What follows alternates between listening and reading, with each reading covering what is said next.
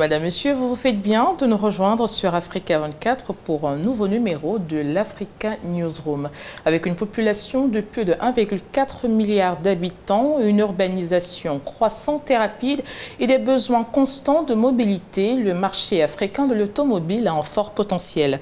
Pourtant, le continent demeure largement dépendant des importations, notamment de véhicules d'occasion, tandis que sa production automobile reste concentrée dans quelques pays. En 2025, notamment, l'Afrique ne représentait qu'environ 1,3% de la production mondiale automobile, avec une industrie principalement portée par l'Afrique du Sud et le Maroc. Dans le même temps, plusieurs pays cherchent à développer leur propre industrie. Il s'agit notamment du Nigeria avec Innoson, du Ghana avec Kontaka ou encore d'acteurs émergents comme Panji en Côte d'Ivoire. Mais derrière la question de la production automobile se joue un enjeu beaucoup plus large, celui de la dépendance énergétique. Alors que la plupart des véhicules circulant sur le continent fonctionnent encore au carburant fossile, l'Afrique doit simultanément répondre à ses besoins de mobilité, réduire sa facture d'importation et préparer sa transition vers des véhicules moins dépendants des hydrocarbures. Pour discuter de ces enjeux, nous sommes rejoints sur ce plateau par trois invités de haut vol. Nous sommes notamment rejoints par Frégis Tuta, directeur de publication du site panafricain d'information sur l'automobile et les transports Bounia.net. Monsieur Tuta, bienvenue sur le plateau d'Africa 24. Merci, c'est un honneur pour moi d'être là. Je suis heureux de partager notre expérience depuis bientôt 10 ans dans l'information spécialisée sur l'automobile. Merci. Nous sommes également rejoints par le docteur Honoré Mandomobé, expert économiste international. Docteur Mandomobé, bienvenue sur le plateau d'Africa 24. Merci Catherine, c'est un plaisir de partager avec vous. Nous sommes enfin rejoints à distance depuis la Côte d'Ivoire par M. Bernard Kwamenda, président directeur général de Panji Automobile. Monsieur Kwame, bienvenue sur le plateau d'Africa 24. Merci beaucoup Africa 24, merci et bonjour à vous. Merci. L'automobile constitue un révélateur de défis industriels sur le continent. Alors que les besoins de mobilité progressent, de nombreux pays restent dépendants des véhicules importés et des carburants fossiles. Un élément signé Sarah Yemele. Kenya accélère sa transition vers des transports urbains plus propres en exemptant de droits de douane les 1000 premiers véhicules électriques importés. Cette mesure vise à réduire la dépendance du pays aux énergies fossiles face à la volatilité des prix mondiaux du pétrole. Les autorités affirment qu'elle stimulera la mobilité électrique, diminuera le coût des importations et attirera les investissements dans le secteur. We are accelerating investments in renewable energy. Nous accélérons les investissements dans les énergies renouvelables, la mobilité électrique, les transports publics modernes et les infrastructures de sécurité énergétique afin que les générations futures de Kenyans soient moins exposées à l'instabilité mondiale des carburants. Nous devons privilégier les véhicules électriques comme première étape et le gouvernement a déjà commandé 3000 véhicules électriques par l'intermédiaire du ministère de l'Intérieur destinés à nos agents de sécurité et de l'administration. And administration officials. Les importations de carburant continuent de peser lourdement sur l'économie kenyane qui demeure fortement dépendante des produits pétroliers importés malgré l'urbanisation croissante et la hausse de la demande énergétique. Selon les données de la Banque centrale du Kenya et du Trésor national, la facture pétrolière du pays a représenté environ 3 à 4 milliards de dollars par an ces dernières années, soit l'un des principaux postes d'importation et une pression significative sur le compte courant et le budget national avec des projections de maintien à un niveau élevé en 2025 et 2026 en raison de la volatilité des prix mondiaux et de la croissance de la consommation énergétique. Il ne s'agit pas seulement de surmonter la crise actuelle, mais aussi de bâtir un Kenya plus autonome, résilient et économiquement sûr pour les générations futures. Le Kenya positionne de plus en plus la mobilité électrique comme une stratégie à la fois environnementale et économique visant à réduire la dépendance aux combustibles fossiles et à accélérer le développement durable des transports urbains. Le développement de la mobilité électrique devrait permettre de réduire le coût des importations de carburant, de limiter la pollution atmosphérique urbaine et de soutenir la croissance industrielle verte. En effet, les importations contribuent de manière significative aux émissions mondiales de gaz à effet de serre, estimées à environ 7 gigatonnes de CO2 par an, selon les évaluations internationales sur l'énergie et le climat. Faciliter l'accès aux véhicules importés permet de répondre aux besoins immédiats de mobilité, mais ces dépendances représentent également une sortie importante de devises et limitent les retombées industrielles locales. Un reportage signé Narcisse Homme. Rouler sans carburant, réduire les coûts d'entretien et limiter les émissions de carbone, c'est le pari d'Electric Motors Cameroun.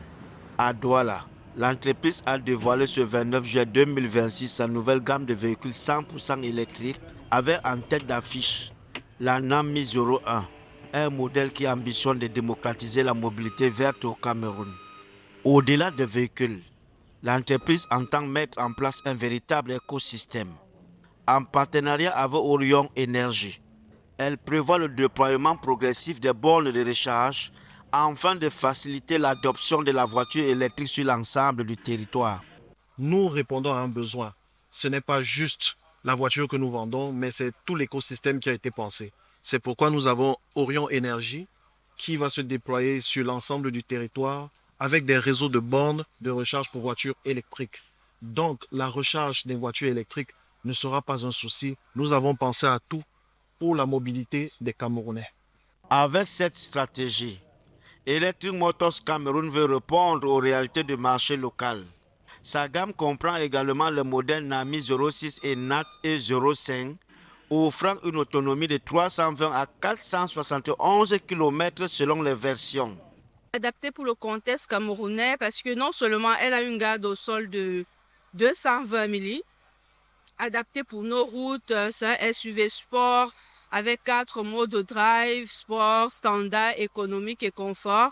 Donc vraiment c'est adapté pour le Cameroun. L'autre argument avancé est économique. Une recharge complète coûterait environ 5 000 francs CFA, avec la possibilité de recharger le véhicule à domicile ou sur une borne dédiée. Là, il faut savoir qu'une voiture thermique consomme chaque jour en moyenne 15 000 francs de carburant. Et avec une voiture électrique, vous avez pour 5 000 francs, vous avez à peu près 330 km. Ce qui veut dire qu'avec 5 000 francs, vous pouvez faire une recharge qui va vous durer une journée et demie. Donc c'est très rentable déjà en termes de carburant et en termes d'entretien parce qu'il n'y a pas de vidange, il n'y a pas de vidange à faire. Encore peu répandue au Cameroun, la voiture électrique commence à se positionner comme une alternative crédible. Le développement des infrastructures de recharge et l'adhésion des consommateurs seront désormais déterminants pour accélérer le sort de la mobilité électrique dans le pays. Monsieur Chouta, on l'a vu dans les deux derniers éléments. Jusqu'ici, l'Afrique continue d'importer des véhicules étrangers. Et lorsqu'il s'agit même de véhicules électriques, la main-d'œuvre ou alors les pièces ne viennent pas du continent africain. Comment comprendre qu'avec 1,4 milliard de consommateurs, la production automobile africaine reste marginale? Pourquoi le continent reste-t-il davantage un marché pour les constructeurs étrangers plutôt qu'une plateforme de production? Alors, merci pour votre question. C'est d'ailleurs très intéressant parce que j'ai eu l'occasion d'être invité par Electric Motors pour tester les véhicules électriques que vous venez de présenter.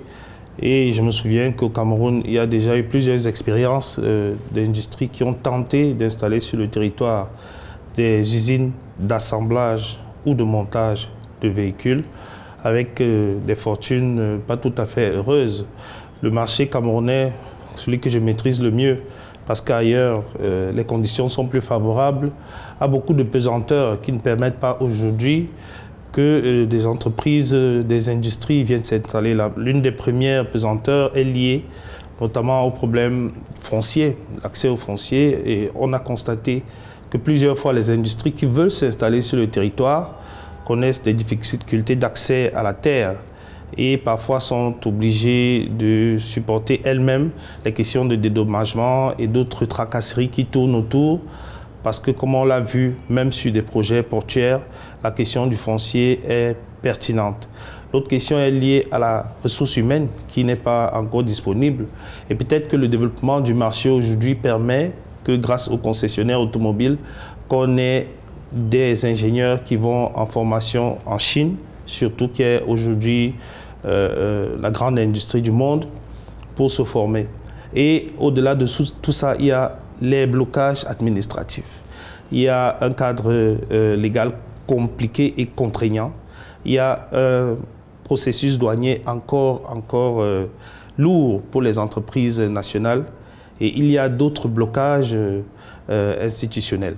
Je ne vais pas terminer sans parler de la question des infrastructures routières. Comme vous savez, pour qu'un constructeur s'installe sur le territoire et mette des véhicules en vente, il faut qu'il soit sûr qu'au niveau de l'entretien, ça ne va pas lui revenir. Aujourd'hui, dans le marché mondial, les constructeurs proposent des véhicules avec des garanties. Et pour un marché comme le Cameroun, par exemple, et beaucoup de pays d'Afrique centrale notamment, qui a des qualités infrastructurelles, pour dire le moins dérisoires, pour ne pas dire en très très mauvais état, proposer des véhicules qui, au bout d'1 an ou de 2 ans, vous reviendront avec beaucoup de pannes, ça demande encore des efforts. Donc, au niveau sous-régional d'Afrique centrale, mais dans beaucoup d'autres pays, notamment de l'Afrique de l'Ouest, il y a d'autres efforts à faire pour que les industries s'installent et puissent effectivement fournir au marché les véhicules souhaités. Alors, Monsieur Kwame, vous avez entendu Monsieur Tchouta, il y a des efforts à fournir, mais vous avez réussi le pari de monter en Côte d'Ivoire la Pandji, première voiture de la Côte d'Ivoire, made in Côte d'Ivoire. Comment comprendre aujourd'hui que 2 pays essentiellement africains, notamment l'Afrique du Sud et le Maroc, concentrent l'essentiel de la production automobile africaine? Comment expliquer aussi que ces 2 pays aient réussi à développer des écosystèmes industriels autour de l'automobile? Okay. Déjà, merci pour l'invitation à cette émission. Je dirais que tout est question de volonté politique. Voilà, ça dépend de l'orientation que l'État souhaiterait donner à son pays. Et comme tout à l'heure le disait l'expert, c'est accompagner effectivement de tout l'écosystème, que ce soit le foncier, que ce soit même l'énergie, que ce soit l'appui institutionnel, je vais dire les avantages douaniers, tout ça. Et donc déjà, vous allez voir que ces pays qui sont déjà très en avance ont déjà pratiquement construit tout l'écosystème pour accompagner déjà les industries. Bon, j'étais il y a quelques semaines au salon de la compétitivité industrielle du Maroc. Mais c'est vrai que c'est en Afrique, mais ça vient de l'Afrique. Voilà, parce que ils sont très organisés, très structurés, très accompagnés surtout parce que c'est de la politique de base. Et ensuite, les industriels qui viennent, ils les rentrent dedans.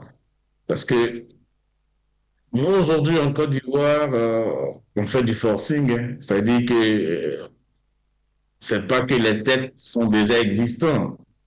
Ben, il faut que les jeunes se réveillent, qu'ils comprennent que personne ne viendra faire notre bonheur à notre place, qu'on ne doit pas attendre que tout soit parfait. Déjà, il n'y a rien, il faut commencer. Voilà, il faut commencer. Justement, vous parlez d'accompagnement, Monsieur Kwame. Comment est-ce que Pandji Automobile a réussi à s'imposer sur le marché ouest-africain et sur le marché de la Côte d'Ivoire avec ces véhicules? Oui, bon, imposé, je ne dirais pas encore, mais déjà nous sommes sur le marché ivoirien et nos véhicules sont très appréciés parce que, comme tout à l'heure il le disait, nous connaissons nos réalités en termes d'infrastructures routières.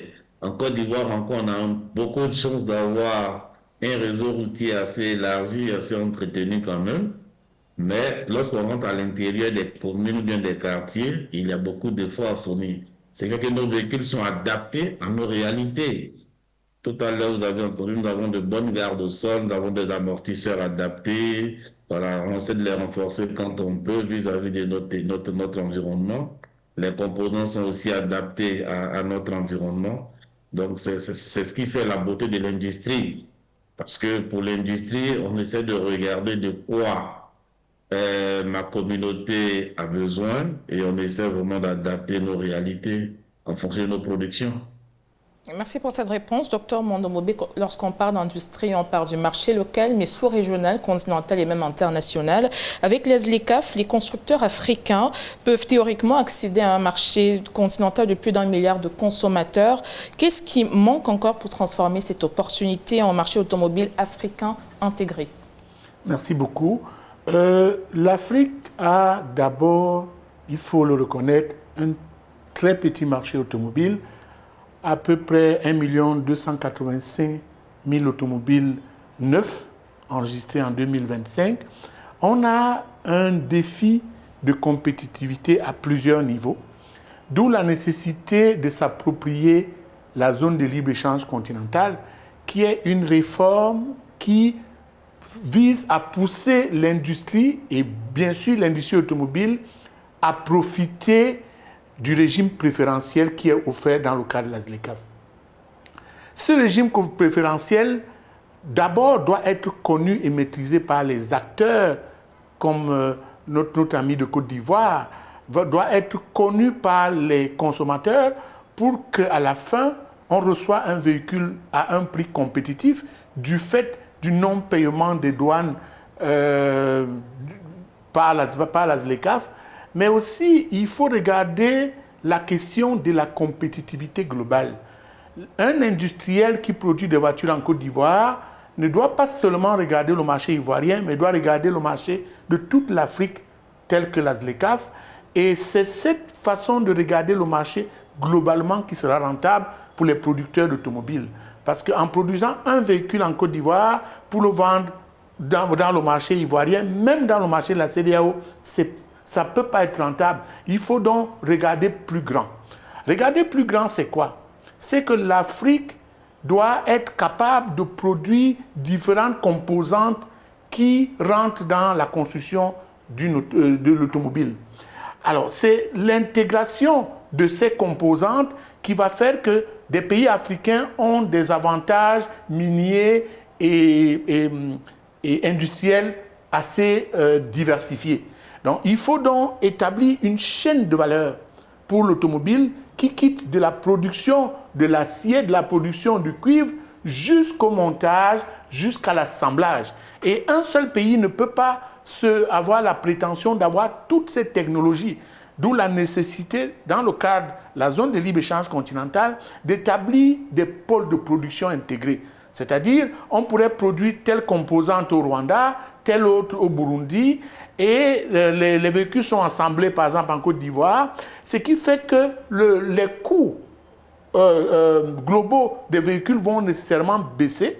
Et en plus, du fait de la ZLECAf et des règles d'origine qui donne un régime préférentiel aux frontières, c'est-à-dire le taux de douane doit être dégressif, arrivé à 0. Ça veut dire que, ne payant pas les douanes entre les pays africains, on arriverait à des véhicules qui perdraient 30 à 40% du prix actuel qui est renchéri par les douanes, qui est un prix renchéri par la non-connaissance de la ZLECAf. Donc, il y a plusieurs étapes à couvrir pour profiter de façon légitime des avantages offerts par la zone de libre-échange continentale africaine. Mais on est donc dans un processus qui va intégrer à la fois les constructeurs, les entrepreneurs, les industriels, bien sûr les douaniers, les administrateurs, les facilitateurs, et c'est l'intégration de toute cette connaissance qui va permettre à l'Afrique d'avoir des véhicules made in Africa à des prix Africa, à des prix compétitifs, et globalement, entre-temps, un automobile, c'est des milliers de composantes. Imaginez-vous ces composantes qui transigent entre des pays, ce sera des emplois créés, des industries créées et une émulation économique certaine. Alors, M. Tchouta, je reviens à vous. Dans plusieurs pays africains, les véhicules d'occasion importés occupent encore une place très importante dans les parcs automobiles. Cette situation est-elle la conséquence directe d'un pouvoir faible d'achat des ménages, révèle-t-elle l'incapacité de l'industrie locale à proposer des véhicules adaptés et accessibles, comme le docteur Monobé vient de le dire? Je pense que l'actualité récente a montré que la question ne se limite plus uniquement au niveau du pouvoir d'achat. On voit aujourd'hui une classe moyenne montante qui est capable de s'acheter des véhicules neufs, et pas seulement les véhicules entrée de gamme, même les véhicules haut de gamme. On l'a vu notamment au Cameroun, on le voit au Rwanda, on l'a vu en Afrique du Sud, au Maroc et probablement à Côte d'Ivoire. Monsieur Kwame ne va pas nous démentir. Le problème aujourd'hui réside dans la capacité du système financier à s'adapter aux besoins locaux. Parce qu'aujourd'hui, pour le marché camerounais, par exemple, le modèle financier ne permet pas à des gens qui ont pourtant la capacité de payer en plusieurs mensualités d'avoir accès au financement pour obtenir un véhicule. Et prenant le cas par exemple de Electric Motors Cameroun, j'ai vu comment un concessionnaire va auprès des banques pour lui-même amener la négociation pour que les banques adaptent leur modèle financier à des bourses plus accessibles. Et en fait, ce n'est pas le concessionnaire qui gagne seulement, c'est le banquier, parce qu'en termes d'économie d'échelle, il recevra plus de clients, plus de crédits et gagnera plus. Donc aujourd'hui, la problématique ne réside pas seulement au niveau des véhicules d'occasion qui sont adaptés, parce qu'il faut le dire, quand vous achetez un véhicule d'occasion qui a 25 ans d'âge et que vous l'amenez sur le marché camerounais, il a atteint un certain niveau d'épuisement. À un certain nombre de kilomètres, le véhicule, il faut revoir certaines pièces, et donc vous vous retrouvez d'une certaine manière à dépenser plus que l'achat du véhicule et les frais de dédouanement, et l'argent que vous dépensez parfois atteint celui d'un véhicule neuf. Donc, une fois de plus, il y a une nécessité de l'État d'avoir une volonté politique forte et ambitieuse pour ouvrir le marché, pour reprendre le mot du docteur, pour dégraisser les droits de douane et toutes les taxes qui tournent autour du processus de mise en œuvre d'une industrie. Il faut accompagner les acteurs du marché financier pour qu'ils adaptent leurs produits à une clientèle locale. Parce qu'effectivement, notamment les Camerounais, pour ne parler que d'eux, sont capables d'acheter des véhicules neufs. Il faut simplement que le marché soit adapté. Merci. Alors, Monsieur Kwame, lorsqu'on parle de produire une voiture, on ne parle pas juste d'assembler des pièces, il faut aussi développer des fournisseurs de pneus, batteries, vitrages, composants électroniques, systèmes mécaniques, entre autres. L'Afrique dispose-t-elle aujourd'hui d'un tissu industriel suffisamment dense pour construire une véritable chaîne de valeur automobile? Bon, ça, je dirais que c'est pas encore suffisamment dense. Voilà, tout est en démarrage. On n'a seulement que 2 pays sur le continent africain qui font mieux. On a le Maroc et on a l'Afrique du Sud. Mais quand vous regardez ces 2 pays, à vrai dire, ne produisent pas pour l'Afrique noire. Hein. Voilà. Ce sont des relais pour les consommateurs occidentaux. Et donc, très souvent, c'est vraiment pas pour nous. Il faut comprendre que l'industrie africaine, telle que nous la comprenons, est naissante. Le Nigeria a réellement le leadership. Ensuite, le Ghana, aujourd'hui, la Côte d'Ivoire. Il y a une semaine, nous étions en train de voir avec les acteurs du Nigeria comment est-ce qu'effectivement, comme vient de démontrer l'expert, on pouvait commencer à voir dans la même direction, parce que nos marchés sont trop petits pour qu'une seule entreprise se mette à vouloir construire des millions de voitures. C'est vraiment, ça n'a pas de sens. Et donc, il faut essayer de trouver les voies et moyens pour se mettre ensemble et puis inciter des fabricants de composants à produire pour nous, les assembleurs.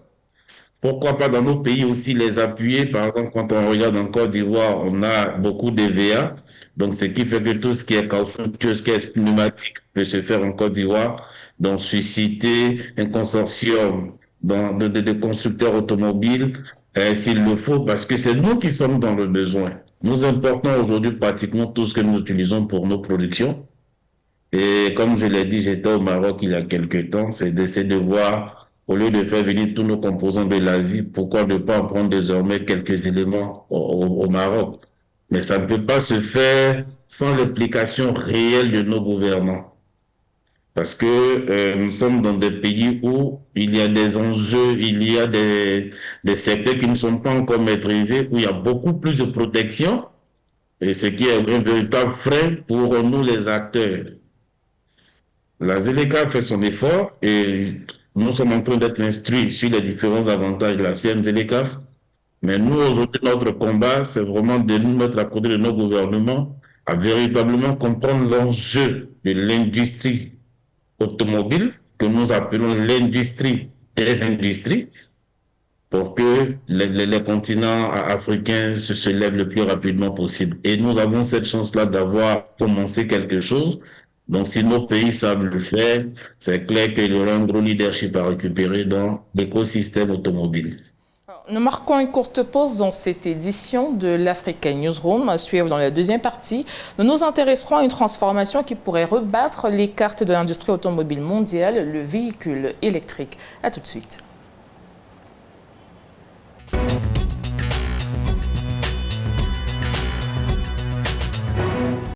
Retour sur le plateau de l'Africa Newsroom. Madame, Monsieur, merci de nous rejoindre pour la deuxième partie de votre débat consacré aujourd'hui à la question de l'automobile, le défi du passage de l'importation au Made in Africa. Pour en débattre, nous sommes rejoints sur ce plateau par Monsieur Frégis Tchouta, directeur de publication du site panafricain d'information sur l'automobile et les transports, Bonia.net. Nous sommes également rejoints par le docteur Honoré Mondomobé, expert économiste international. Et à distance, depuis la Côte d'Ivoire, nous sommes rejoints par M. Bernard Kwamenda, président, directeur général de Panji Automobile. L'Afrique possède une grande partie des minerais nécessaires aux nouvelles technologies automobiles, mais reste encore très largement dépendante des technologies et d'équipements importés. Le continent peut-il transformer cette richesse minérale en véritable avantage industriel? Piste de réponse dans cet extrait de Nassim Belkayat, directeur général, fondateur de Neo Motors. On considère qu'aujourd'hui le Maroc est connecté à ses racines africaines et on sait que les pays frères sont friands des produits made in Morocco fabriqués au Maroc qui sont aujourd'hui gages de qualité, gages de sécurité, gages de fiabilité et des marques appréciées partout en Afrique. Donc nos véhicules faits pour une clientèle marocaine ont aussi été pensés comme un véhicule africain. On est persuadé que ce véhicule thermique qu'on a déjà livré aux Marocains connaîtra un bel avenir dans les prochaines années en Afrique. Mais on a aussi très récemment annoncé le jour de la Journée nationale de l'industrie un petit véhicule électrique qu'on a pensé répondre aux besoins de financement africain et on a un véhicule à moins de 10 000 $ électrique, 100% électrique, qui a une autonomie de 150 km et qui roule à 85 km/h et qui peut se recharger avec une simple prise de courant de 220 volts. Et bien, ce véhicule est le pur produit de notre stratégie de remanufacturing souverain. On part de plateformes éprouvées que l'on recertifie aux standards européens, que l'on remanufacture re-engineering ici au Maroc, où on utilise l'écosystème automobile marocain qui aujourd'hui est très fort, de plus de 300 entreprises et qui permet aujourd'hui de pouvoir créer un véhicule à plus de 40% d'intégration locale. Et je peux vous dire que même la batterie de ce véhicule aujourd'hui électrique est fabriquée chez Neo Motors à Rabat. Donc c'est ce savoir-faire-là que l'on va partager en distribuant très prochainement ce nouveau véhicule électrique en Afrique et en Europe. Docteur Mondomobé, les véhicules électriques bouleversent les chaînes de valeur traditionnelles de l'automobile pour le continent, qui dispose de ressources comme le cobalt, le lithium, le manganèse ou le graphite. Cette transition peut-elle être une occasion historique de rattraper une partie du retard industriel de l'Afrique? Je pense que le véhicule automobile a ouvert un nouveau pan de développement de marché. Parce que les grands producteurs de lithium, d'ingrédients aux batteries, sont d'origine africaine. On connaît la RDC, on connaît la Zambie, presque les pays des Grands Lacs, ont une capacité à produire les ingrédients permettant de fabriquer des batteries de bonne qualité, d'où la nécessité de faire de l'Afrique le leader dans les véhicules électriques. On est donc dans un nouveau paradigme qui devrait booster le niveau industriel, mais on est dans une nécessité de coopération entre les États, entre les secteurs privés des États. Parce qu'on a un problème d'accompagnement financier. La banque Afreximbank a mis $1 milliard pour accompagner le secteur industriel de l'automobile. C'est peu connu des acteurs. Alors, si on veut bien que tous ces ingrédients boostent l'écosystème de l'automobile, surtout l'automobile électrique, on a besoin d'abord de bien informer le secteur privé de la nécessité de s'approprier les zones et les règles de la ZLECAf. Pourquoi? Parce que la ZLECAf vise des échanges entre les pays sous un régime préférentiel de zéro douane. C'est-à-dire on pourra fabriquer des batteries en RDC, les exporter en Côte d'Ivoire, chez notre ami en Côte d'Ivoire, et les réexporter peut-être au Maroc, en Afrique du Sud ou en Égypte, sans payer de taxes de douane, en créant un nouveau marché qui, du fait des douanes qui ne sont pas payées, réduisent les coûts globaux de production et arrivent au niveau des consommateurs qui seront certainement africains, avec des véhicules automobiles électriques à des coûts excessivement compétitifs. Donc l'un des défis, c'est la coopération entre les pays, la coopération industrielle qui doit se mettre en place, la coopération technologique qu'il faut aller chercher, et bien sûr, n'oublions pas l'attraction des investisseurs. Parce qu'il faut bien que les investisseurs viennent, investissent en Afrique pour pouvoir accompagner cette émulation, pour pouvoir accompagner cette coopération entre les entreprises, les États et les acteurs. Alors, M. Tchouta, le véhicule électrique suppose également des infrastructures de recharge et une électricité disponible, fiable et abordable. Les réseaux électriques africains sont-ils prêts à accompagner cette électrification de masse de l'industrie automobile aujourd'hui? Disons que votre question interpelle toujours le volet fossile qu'a soulevé le docteur Honoré tout à l'heure. C'est que on a un problème aujourd'hui en Afrique, c'est que pour la plupart des industriels qui viennent exploiter le sous-sol africain ne l'exploitent pas pour l'Afrique. Ils l'exploitent pour exporter dans leur pays.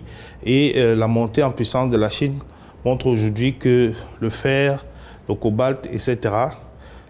sont tirés du sous-sol africain pour sortir du pays. Donc la grande nécessité résidera d'abord dans la capacité pour les États africains, notamment Afreximbank, de mettre ses moyens à la disposition de l'industrie Made in Africa, une industrie conçue pour l'Afrique qui va développer un écosystème orienté uniquement pour la consommation africaine. Et partant maintenant de ça, pour répondre à votre question sur l'infrastructure, justement, effectivement, l'infrastructure va reposer principalement sur la capacité à avoir des bornes de recharge, des batteries. Aujourd'hui, l'exemple ivoirien, qui est le plus proche de nous, le Cameroun et la Côte d'Ivoire, dit-on, sont des pays jumeaux, a montré que la multiplicité des bornes de recharge permet d'encourager les consommateurs à acquérir des véhicules électriques. Et Electric Motors Cameroun, qui a lancé le premier véhicule électrique au Cameroun, sait effectivement que la mise en œuvre de son marché va reposer sur ça. La disponibilité des bornes de recharge pour qu'on puisse avoir sur le corridor, par exemple Douala-Djamena, des bornes de recharge qui permettent de partir de Douala, arriver à Yaoundé sans avoir peur d'avoir, pas une panne sèche, mais une panne de courant. Donc il y a cet élément qui est essentiel, mais également l'expérience que j'ai eue par exemple en Côte d'Ivoire, c'est qu'à un moment donné, l'épuisement des batteries demande la disponibilité également des batteries de rechange pour que, une fois la batterie arrive à épuisement, qu'on puisse en trouver une autre. Donc le marché aujourd'hui demande une réadaptation complète pour qu'on sorte des véhicules thermiques pour épouser les véhicules électriques sans avoir la peur de se retrouver à court de batterie à un moment inattendu. Alors, Monsieur Kwame, je reviens à vous. L'Afrique peut-elle faire émerger ses propres constructeurs électriques ou risque-t-elle de devenir principalement un marché pour les véhicules électriques importés? Très belle question. Je crois qu'aujourd'hui, avec ce que nous avons réussi à faire en Côte d'Ivoire, tout montre que l'Afrique est capable de se prendre en charge. Et tout dépend d'une volonté politique pour chaque pays. Je vous explique. Vous voyez, quand on est dans une industrie comme l'industrie automobile, c'est une industrie lourde. Et la difficulté à avoir accès au financement pour développer l'industrie est un véritable frein. Et la première des solutions à apporter, c'est une volonté politique qui fait que l'État décide de s'équiper auprès des constructeurs locaux. quand l'État va vous faire confiance et que vous allez pouvoir inonder votre administration des véhicules made de votre pays, vous allez avoir effectivement la force de développer des technologies locales. Parce que nous, on a une grosse chance en Côte d'Ivoire d'avoir beaucoup d'écoles professionnelles qui forment beaucoup d'étudiants qui ont de la créativité. Nous les recevons, nous sommes avec eux, nous connaissons leurs capacités. Mais écoutez, il faut beaucoup d'argent aussi pour encadrer cela. Est-ce que vous voyez? Donc quand vous êtes dans un environnement assez compétitif pour lequel vous luttez pour exister, vous ne pouvez pas tout de suite être orienté sur la recherche et développement. Alors que si stratégiquement nos gouvernants, nos pays sont déjà nos premiers clients, il y a d'abord plus de fuite de capitaux, c'est beaucoup de création d'emplois, c'est beaucoup de recherche, et vous allez voir que stratégiquement parlant, on peut rattraper notre retard industriel dans l'automobile en moins de 10 ans. Mais si nous ne prenons pas garde, nous allons effectivement être de gros consommateurs et les technologies vont passer sous nos nez, alors que malheureusement ou heureusement, toutes les matières premières proviennent de chez nous.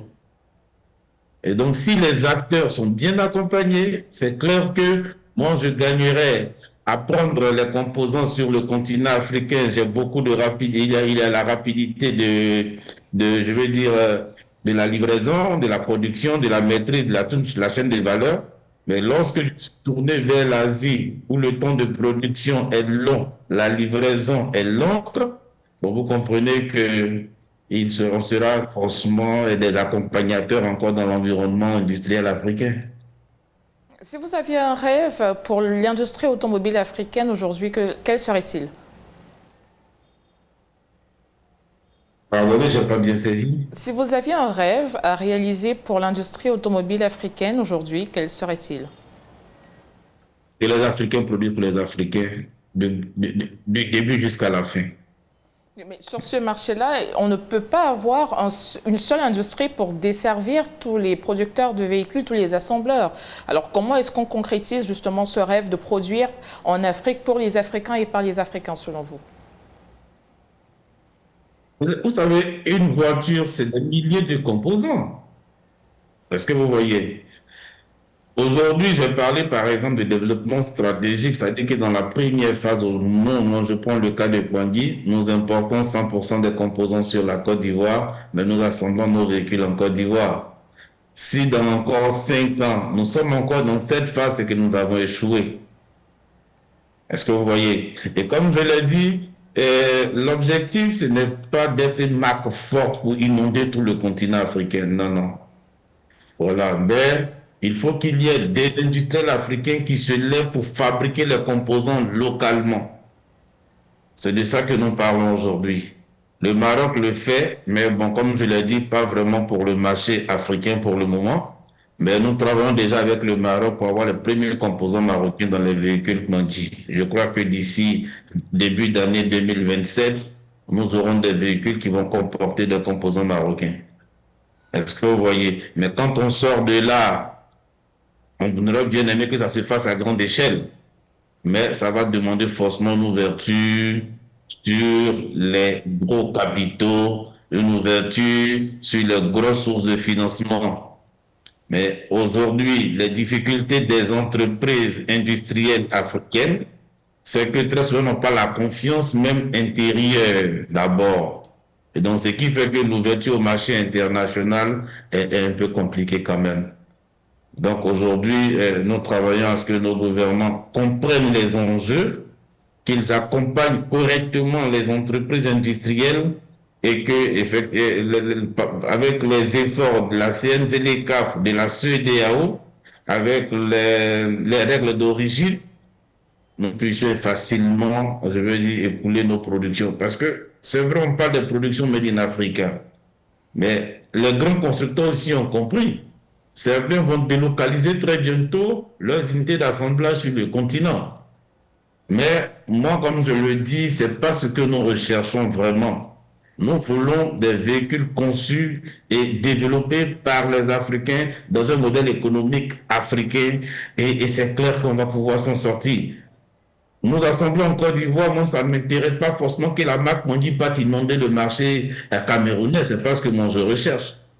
Voilà, mais comment est-ce que nous pouvons avoir des partenariats stratégiques avec les Camerounais pour produire des véhicules directement au Cameroun, pour accélérer le transfert de technologie, ce que nous avons, dans quel partenariat on peut se partager. Voilà, je crois que ce qui doit être l'avenir de l'industrie automobile en Afrique.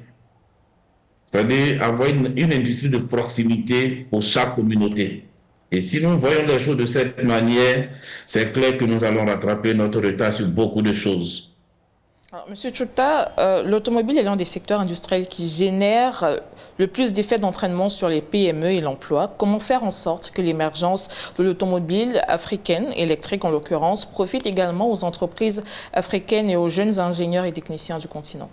Il faut seulement faire preuve de lucidité et écouter des gens comme le docteur Honoré qui connaissent très bien les chiffres, le marché, aujourd'hui, le marché africain, c'est plus de 21,5 milliards de dollars.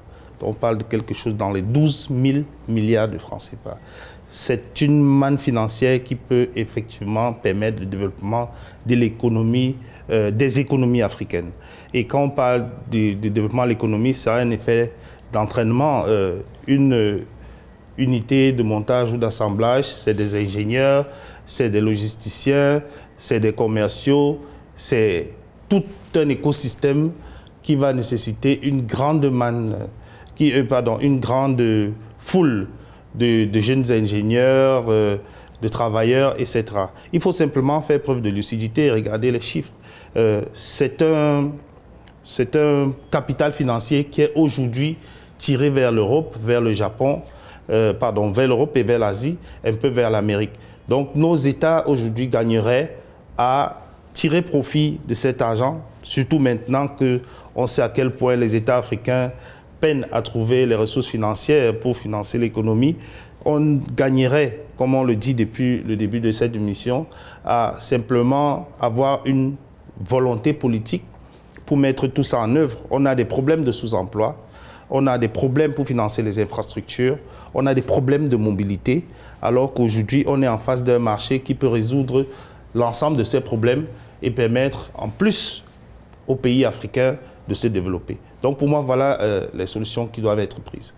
Docteur Mondomobé, à l'heure où le Maroc et l'Afrique du Sud disposent déjà d'écosystèmes automobiles structurés, quelles seraient selon vous les 3 priorités absolues pour permettre à davantage de pays africains de passer de simples marchés de consommation à des producteurs automobiles pleinement établis? Ok. Les principales priorités, c'est de regarder l'Afrique dans un tout. Éviter de travailler pour des marchés parcellaires. Parce qu'en travaillant pour des marchés parcellaires, d'abord, ces marchés ne sont pas suffisants pour amortir les investissements nécessaires. Mais il faudrait regarder une fusion entre ces marchés qui vise à identifier des pôles de production d'ingrédients et de composants automobiles. L'Afrique ne va pas nécessairement, tous les pays ne vont pas nécessairement être des pays d'assemblage. Les pays doivent, par rapport à leur capacité à produire un intrant dans la conception et la production de l'automobile, perfectionner leur expertise à ce niveau. Un pays peut dire, ok, moi je produis rien que les câbles, moi je produis rien que les batteries, et l'autre produit rien que la tapisserie et autres. Alors on aura donc d'autres pays qui seront spécialisés dans des problèmes d'assemblage. Tel qu'a dit notre collègue de Côte d'Ivoire, l'industrie automobile est une industrie transversale qui touche à plusieurs secteurs d'activité. Déjà au niveau de la technologie, mais aussi au niveau de l'engineering qui permettrait à un producteur ou à un étudiant basé au Cameroun de travailler sur un modèle de batterie qui rentrera comme ingrédient dans l'automobile fabriquée au Maroc. Donc on va donc avoir un secteur industriel homogène et intégré. Évitons de réfléchir par rapport à chaque pays. On va se casser le nez. Alors dans ce système-là, la zone de libre-échange continentale va donc permettre que les produits s'échangent sans payer de taxes de douane et que les acteurs prennent en contribution ces taxes non payées comme des subventions tacites à leur industrie, et bien sûr que le secteur bancaire et financier s'incruste là-dedans pour pouvoir à la fin avoir un véhicule Made in Africa. Mais Made in Africa pour presque toutes les composantes, on ne peut pas avoir 100% de composantes, mais pour que le critère des règles d'origine, qui est l'un des critères importants pour avoir accès au régime préférentiel de la ZLECAf, rentre en compte dans la diminution des coûts globaux et que tout l'écosystème crée donc des emplois et crée des pôles de compétitivité. Et c'est à ce titre que l'Afrique pourra s'en sortir. Mais ne finissons pas ce débat sans parler de l'infrastructure routière. Parce que l'infrastructure routière est celle qui entretient l'automobile. Et si on a une infrastructure routière qui détruit les automobiles, on va avoir des automobiles de courte durée. On va avoir un secteur complètement plombé. Et on risque de travailler dans un système de non-productivité. Donc, il est question que les corridors qui vont transporter ces ingrédients, qui vont transporter ces composantes, soient opérationnels pour éviter que le Maroc, pour exporter au Kenya, fasse le tour de toute l'Afrique avec des coûts de production très élevés, tels qu'à la fin, ce que nous voulons éviter comme coût soit notre défi. Donc, il faut donc tout intégrer cela en améliorant les voies de communication et l'infrastructure routière. Docteur Bobé, je reviens quand même à vous sur la question de la formation du capital humain des ingénieurs qui entrent dans cette chaîne de valeur de production des véhicules africains. Où trouver les formateurs qui sont en Afrique pour former les Africains? Est-ce qu'on ne gagnerait pas également à regarder vers l'Occident ou vers l'Asie pour la formation de nos cerveaux africains? Ce qu'il faut d'abord savoir, c'est qu'on a une jeunesse très dynamique. On a une jeunesse très prête à acquérir les technologies. Mais le problème de formation est un problème important. Alors, cette jeunesse-là doit être accompagnée. Les universités doivent être des centres d'application. Les universités doivent être des centres ça doit être des universités d'application et non des universités théoriques. Donc, c'est tous ces ingrédients des jeunes. On a une jeunesse très compétente, heureusement. Et si on associe les universités et les centres de recherche et de production, on aura toujours besoin d'aller prendre la technologie ailleurs ou de se conformer à la technologie existante dans le monde, mais il est fortement question que tout ceci soit intégré parce qu'en Afrique, il y a de grandes universités. Au Maroc, au Cameroun, au Bénin, dans tous ces pays, mais il faut que ces universités se parlent sur le plan technique, sur le plan technologique. Et c'est tout ce défi global qui peut nous permettre d'avoir d'excellents résultats. Monsieur Tchouté, oui. Je pense que l'Afrique ne doit pas se dire qu'en matière de formation des ressources humaines, elle doit inventer le fil à couper le beurre. Il faut simplement regarder comment les autres se sont construits. Et les autres, l'exemple le plus frappant, c'est celui de la Chine, qui est partie d'une industrie brinque-ballante, parfois moquée par les autres pays, pour devenir aujourd'hui l'industrie la plus respectée. Qu'est-ce que les Chinois ont fait? C'est qu'ils ont simplement mis en place une stratégie adossée sur une volonté politique ambitieuse de mettre des jeunes en formation dans des pays européens et américains où il y avait des industries fortes pour qu'ils aillent voir comment ça se passe là-bas, qu'ils se forment, qu'ils aient un niveau parfait et reviennent sur le territoire chinois construire des véhicules. Au départ, ça ressemblait vraiment à la blague. Parfois, on présentait les véhicules chinois comme des véhicules de très mauvaise qualité. Et aujourd'hui, on se rend compte que des constructeurs comme BYD tutoient carrément des constructeurs comme Mercedes, comme General Motors. Donc ça montre qu'aujourd'hui, nous aussi au Cameroun, par exemple en Afrique, je parle beaucoup du Cameroun, mais j'ai voyagé un peu partout en Afrique pour voir comment ça se passe au Maroc, en Côte d'Ivoire, au Rwanda, en Afrique du Sud, pour voir que effectivement, on a une jeunesse qui est prête à acquérir ces connaissances, qui est ouverte désormais au monde mondialisé, à l'outil Internet, et qui a côtoyé le monde de l'automobile. Moi, je me souviens, quand on était petit, on commençait à fabriquer des voitures avec des bambous. C'était des prédispositions qu'on avait déjà à construire des véhicules, à prendre des pneus de moto, de voiture, à les pousser.